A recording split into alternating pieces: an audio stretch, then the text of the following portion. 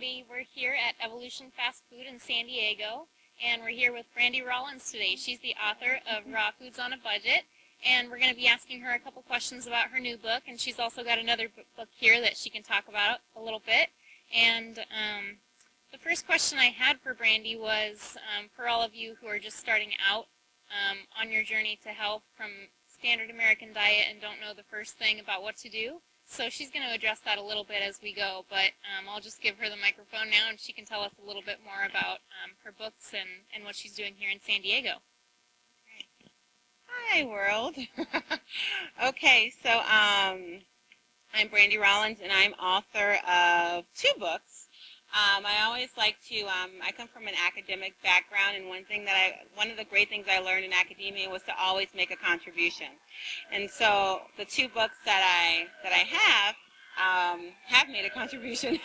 My first book was Confessions of an East Coast Raw Vegan, which is a guide to eating raw foods on the East Coast. Because, you know, I'm originally from California, and having been raw in California, Northern California, the Bay Area, San Francisco Bay Area, and then having been raw on the northern East Coast in Pennsylvania, I mean, they're 2 different experiences. One's not better than the other, but they're different, and they require a different set of strategies to do it to where you want to thrive on raw foods. It's not just like surviving or doing just like, you know, barely making it, particularly during the winters when people feel like, oh, I'm just trying to, you know, stick it through. It's about thriving and having a beautiful experience. And so that was my first book. And then my second book is Raw Foods on a Budget, which is all about eating a raw foods or plant-based diet on a budget, doing it in an affordable way, and also in a way that's a beautiful way, a more abundant way, not a way that's very restrictive or, you know, how people normally approach a budget, which is very restrictive. It becomes a form of suffering. And what Raw Foods on a Budget is about, it's a more holistic approach that focuses on the way that you spend money and how you relate to money and how you relate to food. And so that's what Raw Foods on a Budget is about. And it's a really cool book because it's a book that's so much bigger than me. The book was created with a team of people. Even though I started actually the universe started the process. It gave me the idea of the book, and my first thought was that I didn't want to write it. But the universe had a bigger plan in mind for this book, and so it had a team of editors working on the book who were basically just like us. And also like a single mom, a person who was on disability, just trying to eat healthy, eat a high-quality diet, and eat as much raw as possible. And then also beta readers, which were people I recruited through Facebook. So basically for a whole year, they reviewed chapters of the book, recipes of the book, to let me know, okay, is this good? Is this what you need? Do you want to see more? And so this book is way bigger than Brandi Rollins. This book is really a book for all of us. You know, I learned so much through this book, and so it's been a gift for me, and it's a gift for everyone. And so that's Raw Foods on a Budget. It's an amazing, amazing project, and I'm just happy that I got to be a part of it. I'm a part of its manifestation because, I mean, what I thought I was writing, the universe had a much bigger plan in mind for the book. So that's Raw Foods on a Budget. Yeah. Okay, well that sounds great. What would be your very first tip to somebody just starting out who doesn't know the first thing about where to start? You know, they don't have a lot of money, and so, you know, they feel like it's an obstacle to being able to do this kind of diet for themselves. Or, you know, they just want to lose some weight or just have some more energy. What would be the very first thing you would say to do? Okay. So the very first thing, and I base this off of my experience being a raw foodist, having done it twice. The first time I just did it because it made sense. But I really didn't have a goal in mind. It was just like, well, let's just see what happens. And, you know, it was an amazing experience where a lot of things that I thought were part of me, that were part of Brandi and her personality, just completely went away. And I learned that it was, you know, it was the context that I was providing my body to exist in, you know, that was responsible for just being a little moody, being a little grouchy, something that most people, when they meet me, they don't see. They don't see grouchiness at all. And from doing that experience and, you know, not being successful with it the first time, I learned a lot through that. And the second time I became a raw foodist, I was very clear about what I wanted to get out of it. You know, using raw foods as a tool to get the things I wanted to do. It wasn't like, oh, I want it to be raw so that I could say I was raw. It wasn't like, where it was a status thing, which unfortunately in some cases it's like that. People approach us that way. I just want to be able to say I can be 100% raw. Well, I've done it before, and, I wanted to be able to stick to it and thrive on it and do the things that I wanted to do. I wanted to be like, incredibly happy. That was my number one thing, like, because raw foods taught me that I could be, how little children are happy, they're just happy all the time. I was happy all the time, and I wanted that happiness. I wanted to be on a different, like a different level of happiness. And so that was the first thing. I also knew I was going into graduate school, and I wanted to have a lot of energy. I wanted to do graduate school, but I just didn't want to do that. I like doing a lot of things, and I wanted to still have that. I wanted to do things like dancing, like take dance classes, and be active. And I also wanted to do, there was crocheting, gardening. I wanted to just have, just to be active and to be doing a lot of different projects at the same time while I was in graduate school, because I knew it was going to be one of the hardest jobs that I've ever, that I ever had, and it is the hardest job that I've ever had to do. And so that was my second goal. And so what I recommend to people when they're just starting on raw is to really be clear about what you want to get out of it.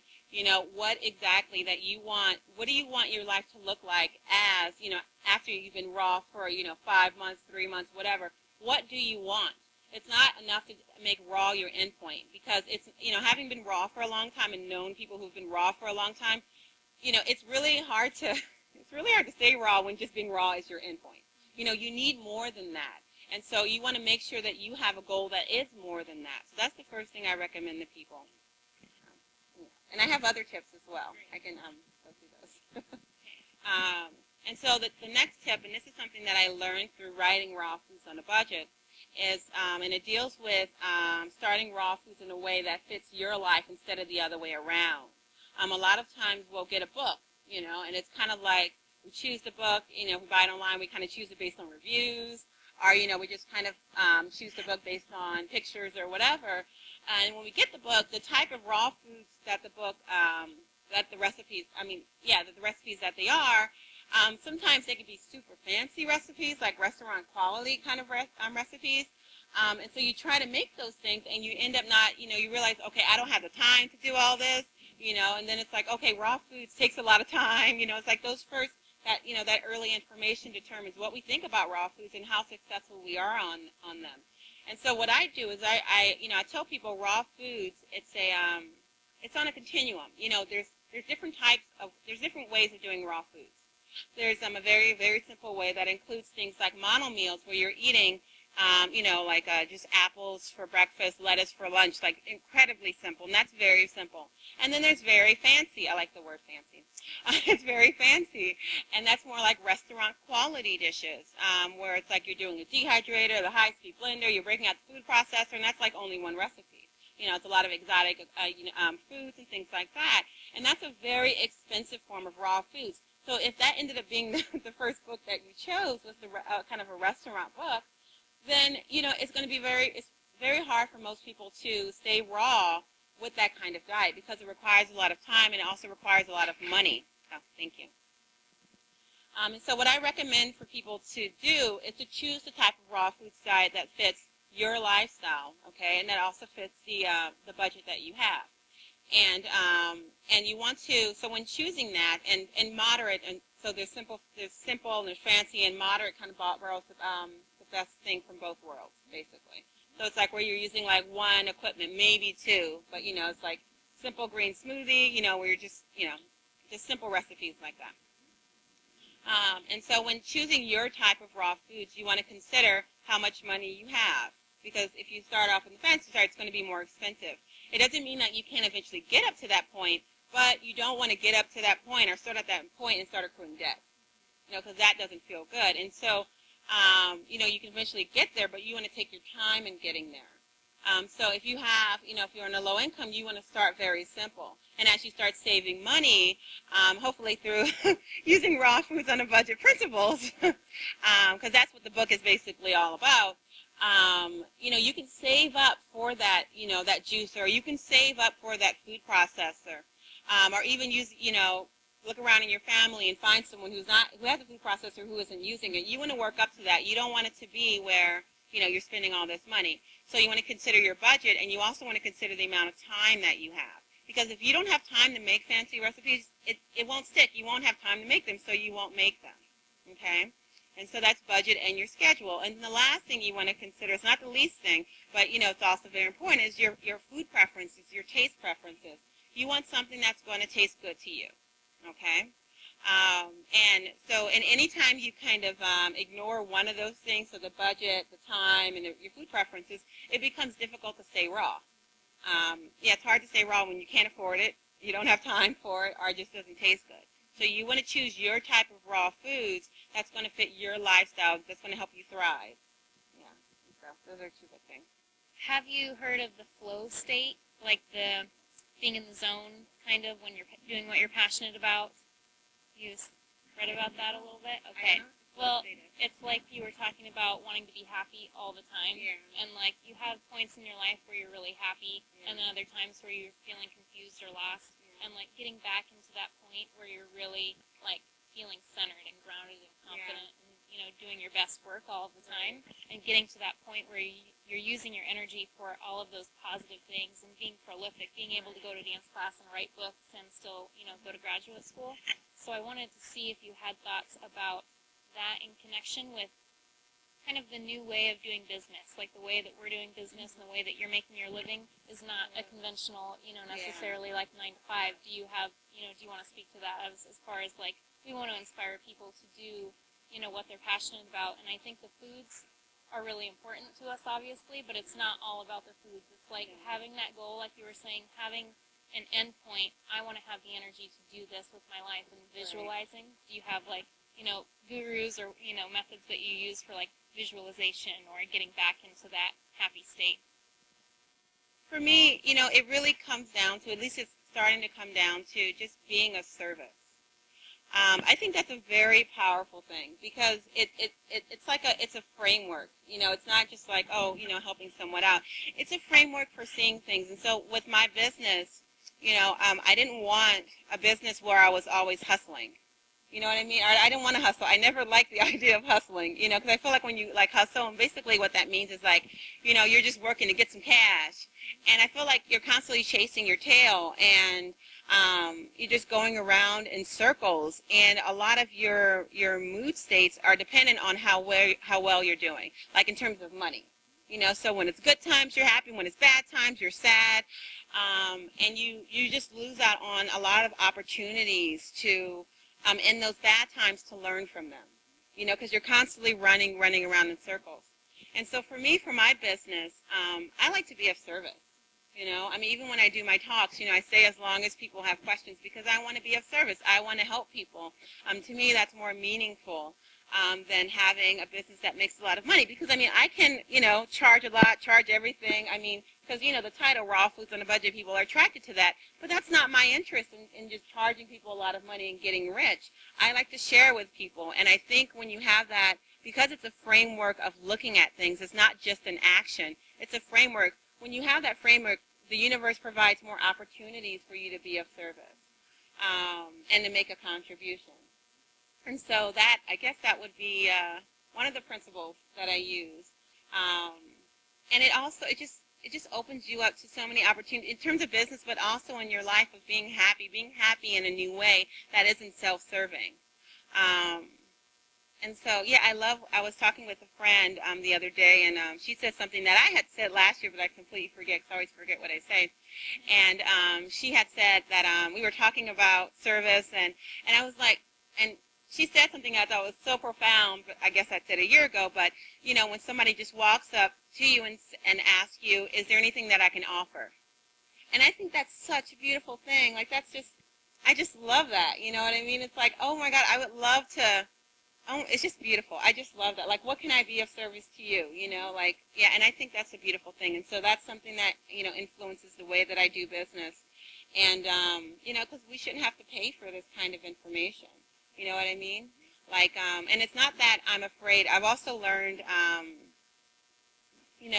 to have a very positive relationship with money. Because a lot of people think money is a bad thing. And it's because a lot of people have done a lot of things with money that are bad things. But that's what a lot of people have done. It doesn't make money a bad thing. Money is just, it's a form of currency. Rocks could be a form of currency, and they were in certain societies, certain rocks. Does that mean that the rock is a bad thing? It's just a rock. Money is just a piece of paper. But it's all in how you use it. And I like using money as a tool to have beautiful experiences in my life, but to also give people the opportunity to have beautiful experiences in theirs as well. And so, yeah, so those are some of the bigger principles that I use in my business. But that to be a service is such a powerful one. Yeah. And even in how you prepare food, So, yeah. Something that you just reminded me of is that times that I've had very little money in my life, and even, since I've gone vegan and mostly raw, it can be challenging to find your foods, affordably traveling, and, we've spent time in Alaska where it was just really, really difficult, and, but I think those times made me really resourceful. Like you were saying, like finding those appliances from your family, finding, the ways to get around and be creative, and just forming that, like you were saying, having a framework that guide all of your, decisions and thoughts, because then when you get into those situations, you know what to do, and it becomes less about money and more about solutions, just being able to do it regardless of the obstacles. So I know you have a lot of other things probably in your brain, so I think you've answered a lot of the questions that I had prepared, so now we're just going willy-nilly if you want to just, whatever else is bubbling up. Yes, and so there is something else that I've learned, and I actually learned this through my budget, and that's what abundance is. And it's really interesting because people usually think that abundance means having a lot, a lot of stuff. That's not abundance. It's really a false sense of abundance, because, we tend to, when we have a lot, we waste a lot. Waste and abundance don't go together. And we also tend to, it's really interesting what we kind of do in this culture. We just surround ourselves as much with comfort as possible. And it becomes almost to where, particularly with food, it starts to have kind of a numbing effect on things where you're not fully experiencing things. We tend to like to protect ourselves from experiencing things and learning. That's how we learn, is through failures, through all those things. Those are opportunities to learn and be better. And so one of the things that my budget has taught me is what abundance really means, and it's really a state of being. It's really knowing that you have enough, that you will always be provided for. And that's something I carry on through my business, that, I will always have enough to pay people, that I'll always have enough in terms of, my business will, sometimes it's slow, sometimes it's, I make more money, whatever. Sometimes, from whatever I get from my business, it will always be enough to sustain me. So I'm a graduate student, so I'm on a student stipend, so I'm like barely above the poverty line. And most of my money goes back into my business because I like doing good work. I want Raw Foods on a Budget to be an amazing resource for people. I want it to be abundant for people. And so having that model of abundance, it makes me, I feel comfortable when I do ebook scholarships. I'll just have these crazy ebook giveaways where I'll give away something every hour. And it's fun, and I feel comfortable because I'm like, I love to give, and I know that I will always be taken care of. Because usually when you get in that hustling framework or whatever, you feel like you won't have enough. You feel like, you need to get some, and you kind of have a limited good kind of perspective that, there's only so much money, or there's only so much good, so I need to get it from you. You'll have less, but I'll have more. And a lot of people have that perspective, unfortunately, and this is about, I think, what helps me have a successful business where, people like my business. They actually like paying for things, buying the books and all that. It's because the book and the business just has a lot of generosity around it, because I feel comfortable that I will always be taken care of, like either through, if I needed to depend on my family, that would be fine. Like there's all these resources that I have access to, and I will always have what I need. So yeah, I just wanted to add that in there. Yeah. It's perfect. I think we've talked a lot about lots of ways to help you out, and you can have lots more information from Brandi's books. Obviously, she's a wealth of information, and I think it's really important that we just talked about how happiness, I think it's the new success. It's the Yeah. measure of success. It's not money. Success is so nebulous. It's like, it's hard to measure, especially in our monetary society. How well are you doing? Where have you gotten in your life? And it's a whole different way of looking at things. If you're happy, you're successful, and that should be your end goal, because you can't take money with you, in the end anyway, and you can't go back and be happy when you weren't. So definitely we need your books for our library. So can you tell us where we can buy your books? Yes. So you can get, actually, both of the books are on Amazon. So there's 2 editions of both books, because I like to make sure my stuff is affordable. And because a lot of people want that paper copy. I also sell ebooks, and I think currently they're on sale, my ebooks, for $7.50, which is huge, because this is like a 300-page book, but I like to keep my stuff affordable. So Raw Foods on a Budget has 3 different editions. There's the ebook edition, and then there's a black and white edition, and that's for people who want a paperback, but they don't want to pay for the color pages. It just doesn't matter. The information is what they need. And so that's $15 on Amazon.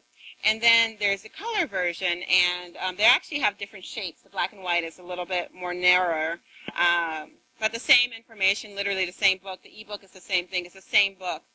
And the color version will be on Amazon in a few weeks, and but it's currently on my website, and you can buy it there, rawfoodsonabudget.com, and that's $25.